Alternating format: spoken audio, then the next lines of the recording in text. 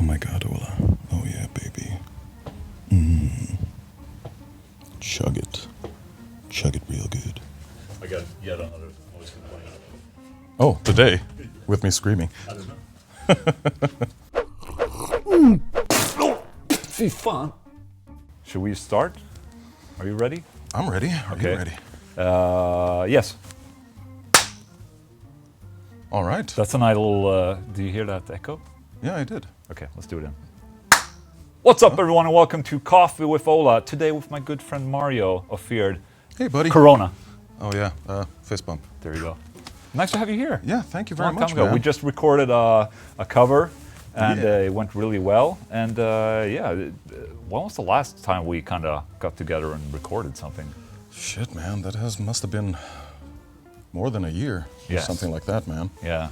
Was it also a cover, or Probably was a it cover. the album, or no? The album was released at Feared Svart, by the way. Yeah, Svart. Did I say this? Did I say that you are the singer in Feared? I didn't. No. So probably to properly introduce Mario, he's the singer in Feared, you know, the band that I'm in. And it's basically been Mario and me since like 2007. Yeah, I think the first time we talked was even end of 2006 or something like that, when you were still in Subside and Right. I was in Chainsaw, and just let's fucking record some music. Yeah, exactly. I think the idea we had was just like, you know, let's just record music. We're using fake drums. Yeah. And, just whatever happens, and just not take it to the level where we were going to play it live. We just did the music and just sat and had fun, basically. Yeah, I think like the main idea was literally just, let's fucking make music that we like and how we want to do it. Yeah. Without the whole mentality of like, oh, this band has to make it. Yeah. Because I guess both of us has been for years in bands just, you know, with that mentality like, oh no, this album will make it. And Yeah, exactly. like put so much effort in each album and whatnot. And Feared was a good outlet to just, this is fun. You make awesome riffs. I want to record awesome vocals to it. Let's fucking hook up like hookers. Yeah, exactly. I think that I was just like, we just released the album with Subside, a previous band I had with a bunch of friends, and the record label, they filed for bankruptcy, and everything just stopped. So I was just pissed off with the whole entire band thing at that time. Yeah, I remember you mentioning that. Yeah. And so I was like, Frustrations. okay, I'm just going to do it all myself, sit at home and do my shit. But obviously I cannot sing, so I need a singer. And I remember seeing you at, I think it was a Chainsaw Yeah, show. it was probably Chainsaw And gigs. I was like, holy shit, this sounds so amazing. And I remember it so well. And then we started to record music in my previous apartment. Yep. We just sat in the bedroom, basically. Sitting by your bed. Yeah, exactly. Those were the days. Yes. You've been in a couple other projects as well, like the Demonoid. You recorded vocals for that. Nothing has happened with that. No. I mean, we have like, they recorded already the entire album. It's entirely on me to record stuff. And I've written lyrics for like 3-4 songs, recorded vocals for 2 of them. But life, kids, work, everything takes time. And since it's only me and the other guys have their own projects, it's a bit of a hiatus and non-communication. So can you tell us about like where you're from? Like how did you end up in Stockholm? Like what do you do for a living? For instance? Yeah, sure. Tell us the story. I'll drink some coffee. Hi everyone, I'm Mario. So I'm a singer, and also my day-to-day job is a 3D artist for games. And basically I moved to Sweden to study. This was way back in 2005, I think, or something like that. End of 2005, I moved to Sweden to study 3D art and digital graphics and all that stuff. Started meeting people with bands and everything. I've been playing in bands since I was like 13 or something like that. But then you were in an Iron Maiden cover band. Yeah, way back in the day, yeah. Like covers were the thing that I loved to do. Is that a Brazilian thing? I think it's pretty common, because Brazil is such a big country. Yeah. And of course there is the metal hubs in Brazil, like São Paulo, Rio de Janeiro. Now I think up north, like in Ceará, there are more metal hubs. Sorry, desculpa aí galera se eu não falei a tua cidade. I just said, in case I didn't mention your city, just... Wow. You're born to be a YouTuber. Already apologizing about things. Yeah, already fucking up and everything. Can you throw F-bombs on this? Yeah, I've seen people Yes, throwing go ahead. I don't know if you do the whole like... I do it on the FAQs, but I just don't bother these. Yeah. But yeah, I came here to study and everything, met people, met Pontus from Chainsaw and everything, stayed in Chainsaw for a while. Then Catena and some other bands, I think. And I think playing with those bands, that's how I got to know you and everything. We were kind of on the same circles, playing the same gigs, Anchor and other places. Anchor is a small metal pub here in Stockholm that a lot of bands play. And just got to know the gang that way, I guess. Yeah. Right. So we did actually have not a lot of people know this, but right now Feared is obviously not a touring band, but we actually had a full band. Yeah. Back back in the day, yeah. Where we played live a couple of times, and then it just stopped. And then we've had an occasional gig, like in Germany. We've had in Frankfurt Music Messe. We did the Euroblast. Euroblast, that was a lot of fun. With other drummers and bass players and guitar players and whatnot. So it's not like we haven't played live. We actually did play live. Yeah. And no, it's a problem that Kevin is a drummer that lives in the US, and it's kind of far away and kind of expensive to bring a guy like that over. Oh yeah, for sure, for sure. But other than that, I just wanted to, I know you're getting a lot of questions about this, and because I'm getting the same questions, because a lot of people, they go through me to go to you, but you have an incredible voice. Oh, like I must say, in the singing aspect, you're probably one of the easiest guys I've ever worked with, because it's, I just say it and you deliver it. Oh. Which is that's a very, from me, a very huge compliment. Thank you very much. Because that's what it's all about today. It's just like, I say something, people deliver, or like I say something, people deliver something else, and you know, it's.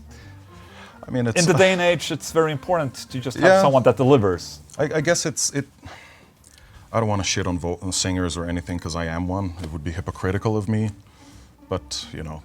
It's a lot about personality, I guess, too. Yeah. Like, we connect personality-wise pretty well and stuff. We kind of have the same vision for stuff, which makes it pretty fucking easy. Yeah. Especially when we record stuff and everything. You're pretty easygoing as well. You give clear instructions of where you want to go with stuff. Yeah.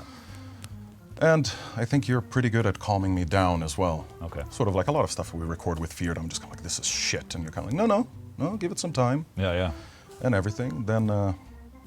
I think it's a lot of trust in that sense. Probably. Sort of like, I trust your skills, and hopefully you trust my skills to deliver the end product that we want, and even when things sidestep. Because I know that being in a band is such fucking work, man. It is. Like, and as soon as you incorporate more and more people, there's more and more personalities being brought in to the equation. And it's not easy to withhold like a perfectly balanced, you know, atmosphere in a band. Yeah, which I think it's the reason why Feared has been going on for like 12 years now or something like that. Yeah, shit, right? Holy fuck.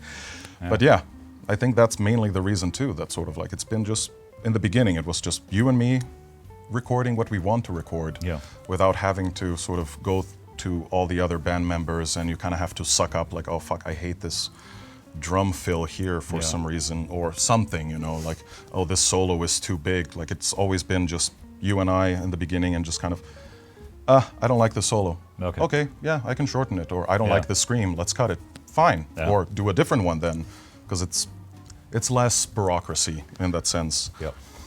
I mean, sure, things change through the years. Now you do most of the show. The YouTube show, the YouTube show, and even music and everything, man. Like, the amount of work that you put on everything is fucking incredible. So it's kind of nice coming here and just bouncing ideas, recording. Yeah. So one of the reasons also why Mario came is because obviously we're working on some new stuff. Yeah. And we've been listening a little bit to it, and so far, not gonna oversell it like I always do. I'm always a very doing the YouTube thing, very political, aspect. It's okay. Yeah, I would say also. But let's just have the people see if they like it. Limiting their expectations is perfect. Exactly. Then if we raise it, that's perfect. That's all the other bands are like, oh, this is the heaviest shit we ever done. It's like, and it's not. Plus, man, that sucks. I hate that. Plus, I fucking hate that mentality too. Yeah. Like, we've gone back to the roots or whatever. Yeah, like we've gone back to the roots, or like, oh, I'm sorry if you said that in the past. Just just letting you know that I hate it when people are like, oh no, my band is fucking brutal, man. It's like, I'm gonna do even the Nathan Explosion. My band is fucking brutal, man. Yeah. And that was more like Alex Jones. Whatever. But, you know, my band is fucking brutal. Sounds like fucking Fear Factory meets Limp Bizkit. And I'm just like, don't. Just don't sell it. Just give me... Let the music speak. do the talking. Exactly. Because you're putting expectations in my head already, and the only way forward is either disappointment or happiness. Exactly. With 0 expectations, it's even better. Because the surprise is better. Yeah, because the surprise is better. If it's exactly. a good surprise, it's a better surprise. And if people are like, don't have any expectations, oh, it's a shit song, okay. They don't care. Yeah. That's as much. But I mean, even when people send me songs like, oh, this is my band and stuff, it's a lot better when people don't say anything about it. Just kind of like, hey, I have this project, do you want to listen to it? Yeah. And whenever I can, I do listen to it and even write a review and stuff, or not a review, but just sort of comment on like, oh, this was my favorite song, I really like the vocals on this one, oh shit, the guitar is super heavy here, like that sort of stuff, because of course I don't want to shit on anyone's music. It's a lot of work. I know the process that it takes to get there. And everyone's always starting at different... I mean, everyone is at a different point in their life, in their music life. So, I mean, it's all about supporting wherever they are in that region. So, totally agree on that. Yeah, so if you ever send me something and I haven't gotten to it, I'm really sorry. Just remind me and I will try to dig it up or send it to me again. I just suck at social media. If you think that I'm busy, try being me trying to get a hold of Mario. He's like super busy, and it's not easy to schedule. We have to schedule a couple of weeks ahead. Oh yeah, but for sure. I'm just pulling your leg there. No, but you have a lot. You're working really hard with video games and shit. Yeah, like I mentioned before, I'm a 3D artist for games, and I currently work at King on the Candy Crush franchise. Yes. So any Candy Crush game that you might have played or you fucking probably hate. 98% of everyone's that's viewing. Yeah, exactly. Like, I don't know. But yeah, I am one of the guys that made Candy Crush, and it's okay to hate me if you hate the game too. It's fine. It's a good game. I played. Yeah. Like Flights. I'm biased as fuck, so. Yeah, it's true that. But okay, going back, I said that people ask me questions. Oh yeah, sorry. About how you sing. Like, how is it possible for you? Because it's kind of funny when we're sitting down recording, you just sit on your chair like. You just take the microphone like that. Take the microphone and start doing your thing. It's so laid back, and like, how is that possible when everyone else is just getting into themselves? They're standing up and getting into, and you're like, oh, I'm just gonna deliver. Like, fuck that part, just deliver. I don't know, man. I don't know. It's just something of a feeling or just maybe knowing the right techniques or anything. Like, sure, maybe standing up and opens up the way everything, but at the same time, let me put it like this: Feared is no Dream Theater or progressive. No. Like, it's death metal and it's raw and everything. So it kind of feels like the rawness adds to it as well.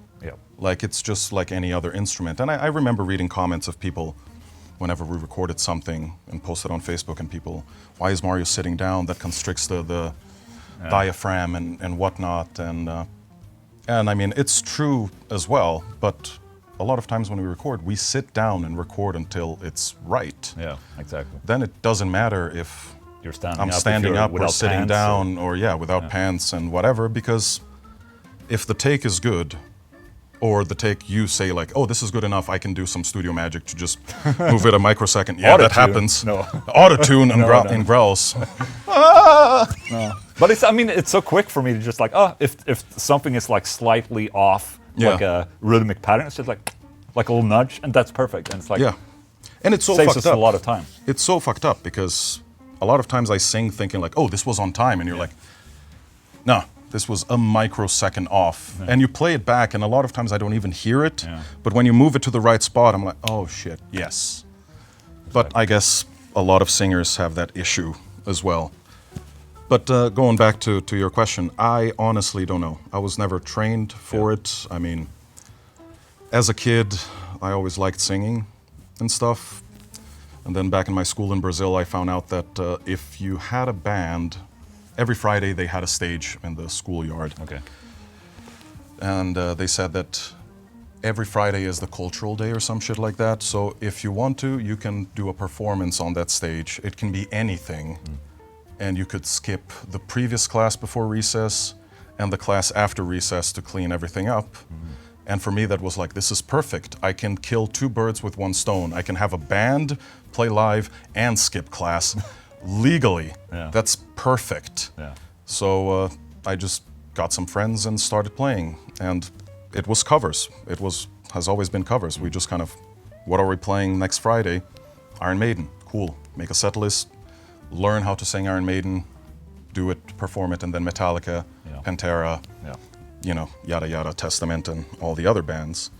And that was really good because it just kind of taught me how to sing or try to sing different things and also learn my range Right. of where I belong with my voice. And it's kind of funny because after moving to Sweden, I had this sort of mentality that, what is Swedish metal, right? And everything, and I just wanted to continue playing some awesome Swedish metal, which I did, thankfully. But I had a more screaming thing Yeah. going on until I met you and we started recording Feared, because that was the novelty for me. That like, this is completely new, and it's almost weird. As much as I sang Phil Anselmo, Pantera covers non-end while growing up, I never really tried to perfect it in any way. It was Yeah. just sort of like, this is it, like my Karaoke, basically. karaoke Yeah. basically, but with a band, and you know, people have fun and everything, because for me that's the most important part about playing live. It's not about sounding perfect, but to entertain, and you know, we're performers. Yeah. Performers, we're about to give people a good time. But with you, it was the time to really sort of like, this is your range, this is what we should do, like with our songs and everything, this is what fits the songs best. And you kind of pushed me a lot to develop my growls. And it's funny because I never really growled that much Yeah. before Feared. And I love growling nowadays. Yeah. I always loved death metal, but growling was never really in the cards, so to speak. Yeah. And suddenly I realized that, fuck yeah, I'm actually pretty okay at growling. Yeah. And with you, it seems so effortless as well. I mean, it's like you can sit and have a growling conversation, basically. We had this. Yeah, I remember, didn't we have that in one of the Feared songs? There's even a fucking cringy video of us playing in Euroblast or something. You had the In-ears. in-ears and everything, and I go there and ask people to growl, and they growl back, and all right, let's fucking talk in growling all the time. Hey, Ola, how's it going, man? And I'm just, what? Because you couldn't hear anything. It's like, what? All right, next song is this. And but yeah.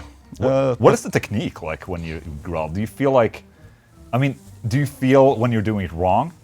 Yes. Okay. Yes. When are you doing it wrong? I would say, but well, let's just cover growling for now. Perfect. But I would say that growling is as much coming from down here. And please, anyone that is a vocal coach, write on the comments the right nomenclature of things, the naming conventions, because I don't know that. But it's as much coming from down here as it is from up in your face. Yep. But that's sort of what I'm trying to get at, that if you're focusing too much from the sound coming from your vocal cords, that's the wrong way. Yeah. Because you will just get sore Yes. from it. It's almost like if you do like a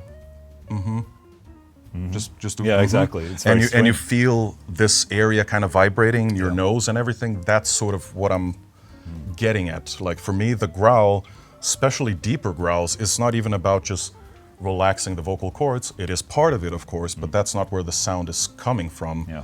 It's more like my mouth acts as the sort of resonator thing. Right. And then just the mouth shape helps a lot. That's the thing that I've been kind of noticing through years of recording with you and playing live even and everything. It's all about mostly the mouth shape. It's not about sort of cupping the mic, don't cup the mic, but you know, that's sort of like people use those type of techniques also to add extra to the thing. course. It's not that. It's literally rest your mic almost on the chin, almost sort of like here, keep it a distance and let the mouth shape kind of take it. Because that's one thing I heard a lot about people, like, oh, you enunciate things really well.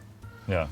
And it's sort of like, yeah, because we're singing metal, not just slasher like our old song Grumpf.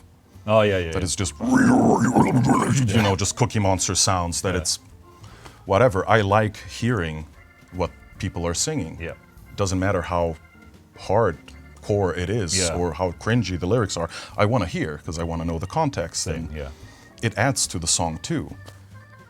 And that's something that Mika Åkerfeldt does for me perfectly. Like, he can go super deep, good growls and everything, but you can still hear each syllable perfectly. It's not blurred or anything. I understand every word, and for me that's super important in metal too. Like, what's the point of sounding so fucking angry when you can't be understood? Then you're just a barking dog. Dude, that's a great quote right there. Yeah. It's gonna be on Loudwire. Oh, Loudwire. You'd like that? I don't know. No one likes that. But I've noticed something when I make, like, you know, scratch vocals, which is something I do. I whisper. That's a trick. If you're in if you want to write like scratch vocals for a metal track, a very good tip for you is to whisper in your vocals, and then you can heavily distort it, and it gives a sort of an idea of how it would sound. But I notice when I do this, even when I'm whispering, it's really straining, like on the vocal cords, and it's really can make me almost lose my voice just for whispering a lot. But I guess it's because you're pushing everything from your vocal cords. Exactly. Just, I don't know, I guess try to push it lower that it comes from. But I guess the it's stomach, like because I'm not using when you're whispering, you're straining here, nothing from. I mean, you don't push any air, so it's. Is that like you have your screaming? I mean, we always refer to different styles when we do. We have the guttural, which is not used that often, but it happens. Yes. Then we have the growling, like low growling. Then we have the middle growling, which is more of a throaty type of growl. Throaty. Then we have fill. Yeah, we the say Philly, which is Phil we and say Selmo. the Philly. Yeah, and then we have the black metal screeching, basically. Yeah. And sometimes we have. And also clean singing, obviously. Yeah, we have the Jens also, and the Chucky. Jens and Chucky, so Jens Kidman and Chuck Billy. Yeah, Chuck Billy. And it's a really good way to just quickly understand what the other guy means. Yeah, because Can you just do a little bit more Chucky? Oh, okay. Oh yeah, because that's sort of how it goes. Like, we're recording something like, fuck, these vocals don't fit well, and I'm like, what about if we go Chucky? Yeah, Chucky. You're onto something. Yeah, you're onto something. And we record the Chucky, and like, oh fuck yeah, this is pretty fucking good, man. Yeah. And obviously we also do clean vocals and clean rasp. Yeah, but that's not my forte. No. But I like having it switching up everything else because for sure. it throws you off that you're used to hearing the growling and the rest, and then the clean. Not as long as it doesn't become a metal screamo band. For on the sure. chorus like. Yeah, the thing is that I love singing, but it's hard, it's difficult, but it's fun. Yeah, it is fun to record, and I love singing karaoke too. So I mean. But karaoke, at least everyone is drunk and they don't give a shit if you're off key or whatever. But yeah, singing clean is super fun. Yeah. And I like recording with you as well because you're very accommodating in that sense. Fixing stuff. Yes, auto-tune a lot, guys. Holy fucking shit. No one needs to know. A trick that we're also doing to get you on key, like whenever I always have something in my head, like, okay, if you go like this, I sit with an acoustic guitar. And we just, sing to the acoustic guitar. Yes. And I just play the notes that you're supposed to. That helps a shit ton. Yeah.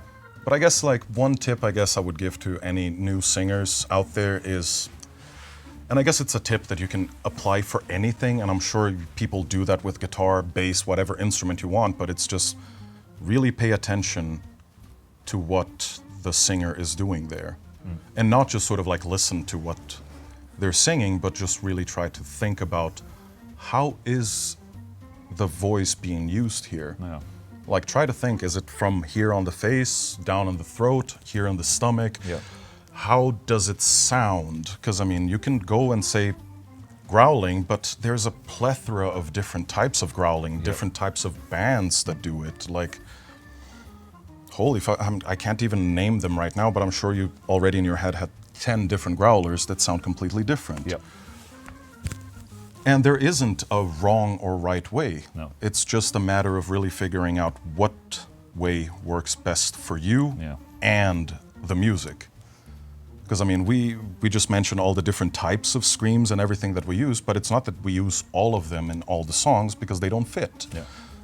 And I have to admit, some screams do hurt my throat. Yeah.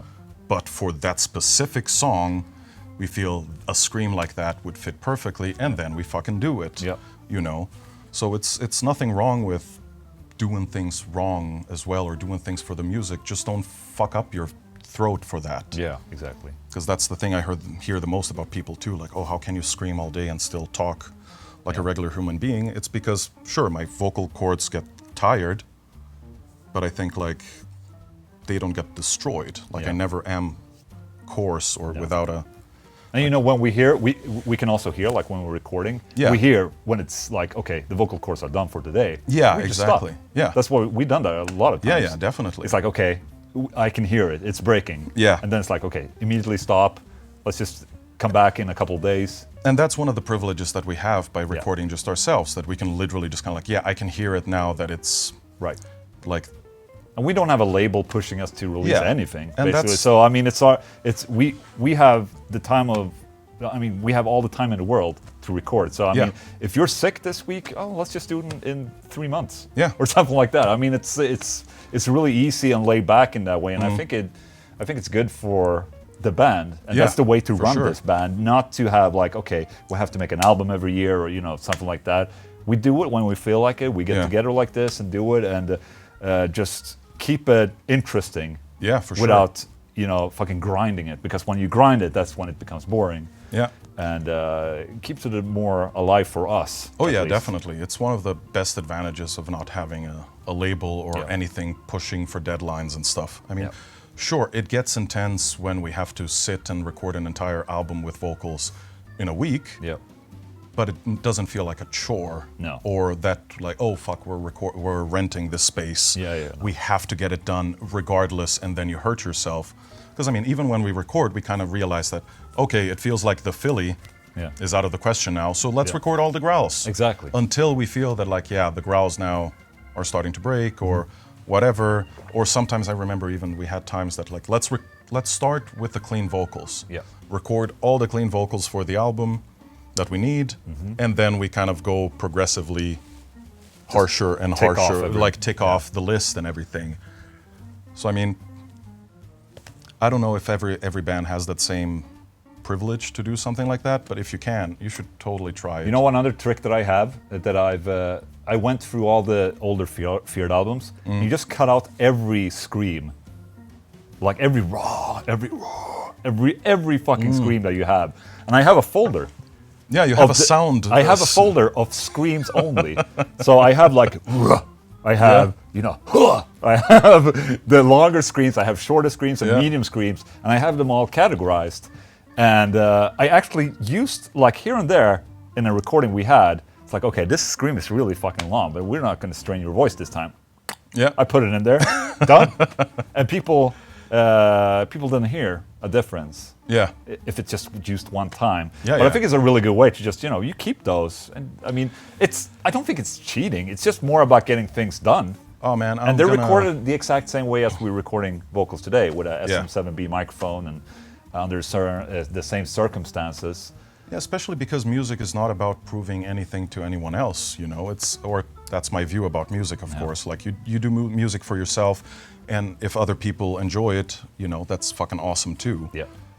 And of course we think about the fans and like, oh, these songs, they will hopefully think they're awesome and everything, but primarily music is just for your own like outlet of doing things. For sure. But it's kind of funny you mentioned the sound bank of me screaming and everything, because I do voiceover for the games at my work too. Yeah.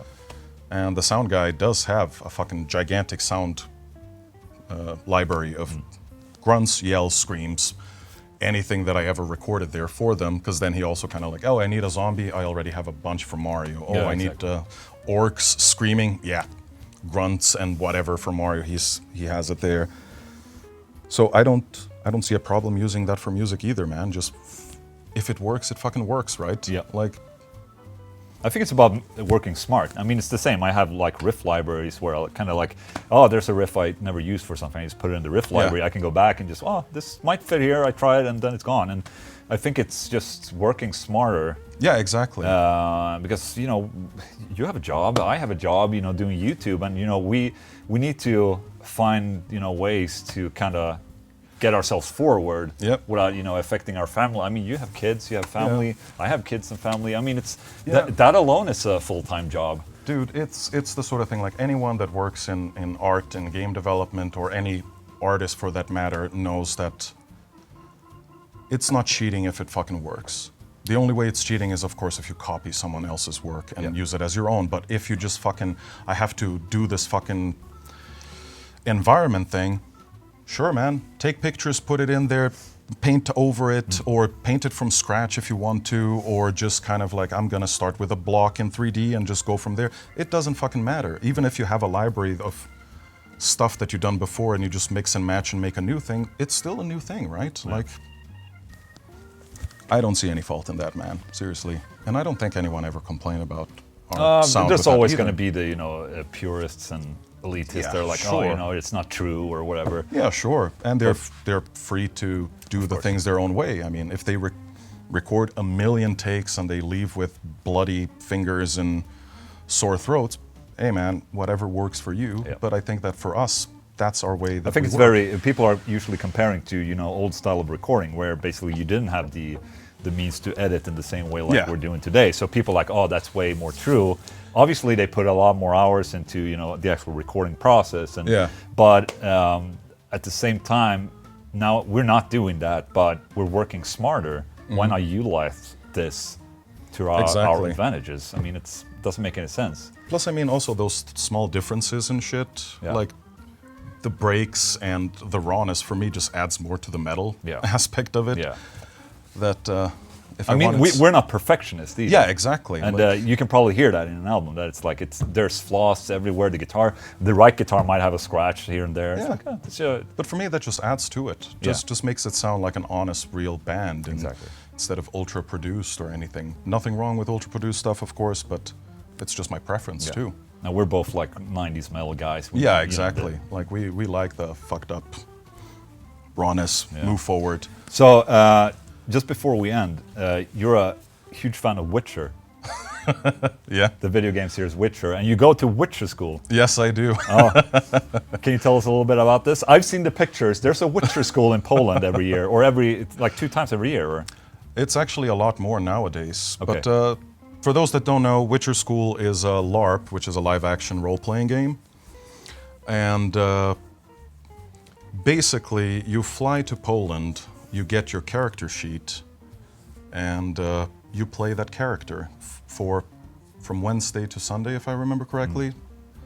And you just play the game. It's literally sort of like playing The Witcher, but on crack. And it sounds nerdy as fuck, and it is nerdy as fuck. But once you see the videos and everything, it's still sort of like, that's sort of what sold me into it. That's sort of, I saw the videos, and I'm like, oh, this is still nerdy and cringy and whatnot and whatever, because you have that view of LARPing being the Thunderstrike, Thunderstrike, Thunderstrike. That's exactly how I'm seeing it. Yeah, exactly. But, Shield. Yeah, but they don't have any of that. There it's literally, if you can do it, you do it. Yeah. You know, and they changed the game mechanics, of course. Like, people don't throw magic around. I would say it's more closer to the books. Yeah, okay. That Witchers don't use magic all the fucking time. It's just for things. But the thing that really sold it for me is that they go fucking all in. Yeah. Like, they have people dressed as monsters there. Like, fuck, one time we fought fucking drowners and they came out of the fucking water. You know, in the middle of the marshes there and everything, and just hear like, and then you just see a fucking guy dressed as like with a full drowner outfit, but it's a fucking wetsuit, and they're coming out of the water, like 3 or 4 of them, and running after you to hit you. It doesn't matter how much you know that like none of this is real. Yeah. When you're there, living it, your brain just fucking accepts it. That's cool. But okay, so a question. I'm really curious about it. Like, if you're fighting someone, like a drowner like this, and you think that you're in it, I mean, how do you restrain from actually hitting someone with a fucking sword? Yeah, that's like, okay, I'm gonna do a I'm gonna do sort of like a little, what's it called? Like a snippet of like Yes. a previous thing. Yeah. The first time I went there, we had a quest or something to get rid of some monster or something, monster activity in the graveyard area of that castle. And we went in the middle of the night, right? We have our torches and everything, and my master mentioned like, hey, I think it's time to drink whatever potions you need to go fight it. And at that time I still had the mentality of like, whatever, this is man. bullshit, this is bullshit and everything. I'll drink your fucking Yeah, potion. we sat down and everything, we drink the potion, and the potions are based with vodka, which is kind of nice. So we drank the potion and like, now feel the potion taking place and whatnot, and I'm like, yeah, whatever. But when we open our eyes, they turn off, like there is no lights, but it got darker, but they turn on the black light. Oh. So things were kind of glistening in the darkness, Right. and in the graveyard they put smoke machines, so it was gloomy and smoky, and suddenly like what they're called wraiths Yeah, okay. come out, and it was just like the Witcher game, like the wraiths come out of this sort of completely shining in the dark and everything, like some ghouls come out of the graves, and I was just kind of like, oh shit, that looks nice.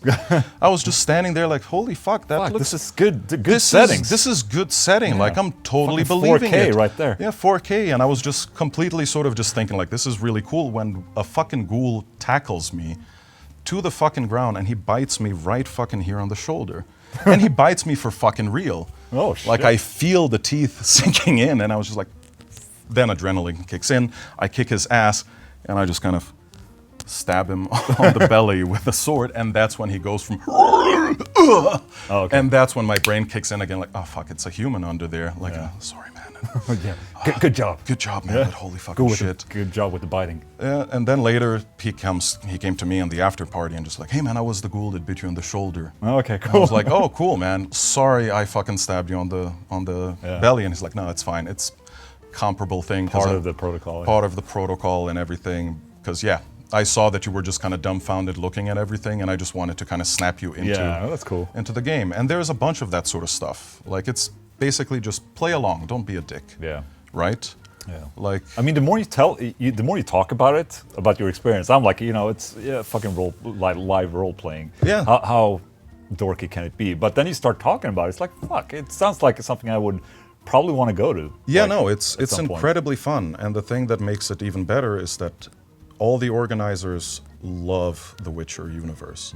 Sort of like any NPC that you go there, they know everything about it, Like I remember just walking around, you see a soldier there, you can just literally go and like, how's it going with the Nilfgaard invasion? And they will sit fucking down and tell you about all the advancements of Nilfgaard and how fucking like Cadwyn already fell and they're about to cross the Yaruga and everything, and you're just kind of like, oh shit, like they really know. It's nothing about sort of like, whatever, man. Like they all play along 100%, cool. which adds a lot to it. Obviously. And they tire you just enough that you're physically exhausted, like mentally tired, Yeah. that when shit hits the fan and brings you back into the game, it just kind of, the exhaustion even adds to the environment. Yeah. And they find creative ways to sort of mask their own shortcomings. Like Right. a lot of the monster fights happen in the evening, so you don't see the Right. the cuts in the outfit and whatever. You just see some ghoulish figure in the dark. Like on last year's episode, we fought foglets, and they literally use sort of like fog grenades, I guess, or whatever it's called. They literally just strapped it on their, sorry, spoilers, I guess, but they just had it strapped somewhere in their outfit. We're walking in the middle of the woods and just kind of smoke everywhere, and we just see monsters in the middle of that fog, and it's just like the fucking game. Like you have to figure out where the fuck are they coming from. So yeah, it's a lot of fun. It's geeky. It's not for everyone. But you know what? Check out, can I plug it? Sure, go ahead. Witcherschool.com, all together. Witcherschool.com, check it out. They have videos on YouTube as well to see. It's cringy, it's not for everyone, but it's a lot of fucking fun, man. Yeah. Like the half a week, and it's 24 hours, really. Yeah. Like you cannot have your phone, you cannot have anything modern and everything, just being in that environment day and night, because they wake you up in the middle of the night to hunt some monster or anything. I'm glad that it ends quickly. Yeah. Because otherwise it fucks up with your head. Yeah, Like you completely accept it. Yeah. Like at the end of my first game, they ended sort of like, I'm not gonna spoil the ending, but just sort of like, oh, raise your glasses and everything, we're celebrating, and then suddenly all the lights in the hall turned on, Yeah. and the organizers just came out of the dark. It's like, thank you very much, guys. Now let's have a party, enjoy yourselves and everything. And I was just kind of like completely disconnect, like, fuck, what? No, like I'm still The Witcher. No, I went to get a beer. The grandmaster of the school, this fucking hulking Polish dude in full fucking armor, gray hair, scars everywhere, had this sort of like really sort of graspy voice and being an asshole and everything harsh. And then he's like, hey man, what's yeah, up? exactly. Just kind of like, hey man, how's it going? Did you enjoy it? And I'm just still sort of like, yes, Grandmaster, I really enjoyed it. Like, no, call me Andy. I'm like, get the fuck out of here with this Andy bullshit. Like, you're still Grandmaster Svar of the Wolves. And so yeah, but it's good that it's just a few days. But if you want to, please join. Let me know if you're going to the same episode as I am, and I will kick your fucking ass. There you go. That's a tip. You can be a Witcher with Mario. It's going to be awesome. Dude, thank you Exactly. so much. Thank you so much, man. good This was a talk. lot of fun. Yes. And please, if you have any vocal questions and everything, write me on Facebook, but please know that it takes a while for me to answer. The same thing with music, your own music. I love listening to new shit. So send it up. It'll just take a while. And if it's something that we're not friends on Facebook, please know that it will take even longer because I rarely check the sort of new, or what's it called, the other messages or whatever it's called on Messenger. Filtered and others. Yeah, filtered in other. Yeah, I rarely check on those, and then when I check on those, it's like, oh fuck, this is like almost 6 months or a year. And it's like old friends as well. It's like, you haven't responded, like for me. Yeah. And it's like, shit. Like, yeah. fuck. So Like- it's better not to have Messenger. Yeah, but Anyway. sort of, write to me and everything. If I don't answer, then write to me again just to bump it. And when I can, I answer, man. So, yeah, thank Such you a very fucking much, gentleman. everyone. Love that. Okay, thank you so much for watching. See you next time. Thank you. Bad clap. Good. Can you growl a little bit? Can you do an outro?